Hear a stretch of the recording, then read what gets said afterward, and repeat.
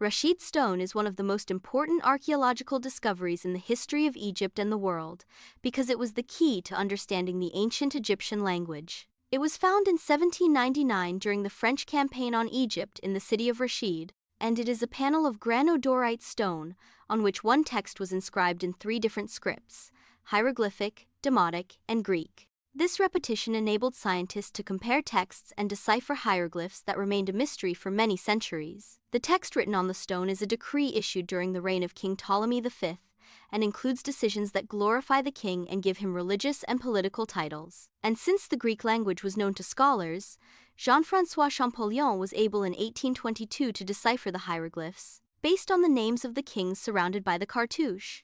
This discovery led to the opening of the door to the study of ancient Egyptian civilization from its original sources, after it was understood only through external narratives. Today, the Rosetta Stone is considered a symbol of the triumph of science over mystery, and a witness to the genius of the ancient Egyptians in writing and documentation, and it represents a decisive turning point in Egyptology and understanding the history of the pharaohs.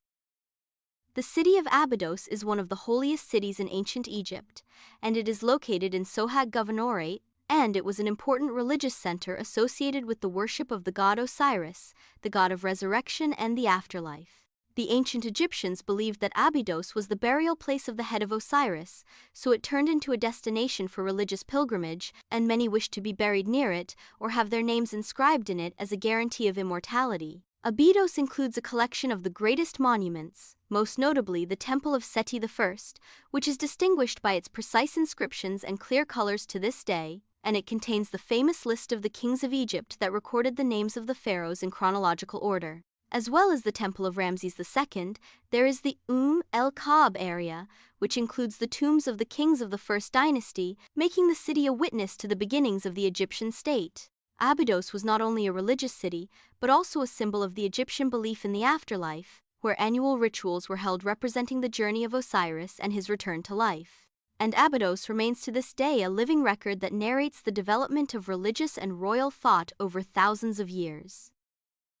The Dendera Temple is one of the most beautiful ancient Egyptian temples, and it is located on the west bank of the Nile River near the city of Chena. This temple was dedicated to the goddess Hathor, the goddess of beauty, love, and music, and it is considered one of the most well-preserved Egyptian temples in terms of its colors and decorations. Upon entering the temple, the attention is drawn to its ceiling decorated with astronomical drawings, including the famous zodiac panel, which shows the Egyptians' knowledge of the movement of the sky. The huge hall of columns is distinguished by its capitals decorated with the face of Hathor, giving the place a charming and unique character. The temple includes a divine birth chamber, a complex of rooms for priests, and a staircase leading to the roof where rituals associated with the sun were performed. It also contains inscriptions depicting celebrations, offerings, and prayers that reflect the depth of religious belief in the Ptolemaic and Roman eras. And in the back wall appear inscriptions that some believe refer to advanced techniques, but in reality they are ritualistic symbols with religious connotations. The Dendera Temple remains a witness to the ingenuity of the Egyptians in architecture and art, and to the continuation of the spirit of their civilization until the later periods, which makes it one of the most important temples that attracts researchers and visitors to this day. The god Aten was one of the most prominent religious symbols that appeared in a short and different period in the history of ancient Egyptian civilization, specifically during the reign of King Akhenaten in the 18th dynasty. Before that, Aten was worshipped as one of the manifestations of the sun among many gods, but he was not the main god. With Akhenaten's assumption of power, the status of Aten rose to become almost the only god in an attempt to establish a monotheistic or quasi-monotheistic religion. Aten was depicted as a sun disk from which rays extend, ending in hands that give life, in a symbolic expression that confirms that it is the source of light and power for all beings. Was not embodied in human or animal form like the rest of the gods, which made his symbolism completely different in the traditional Egyptian belief. The city of Akhetaten, Tel El Amarna, was built as a center for his worship, and open temples were built to allow sunlight to enter, because it represents the presence of the god himself.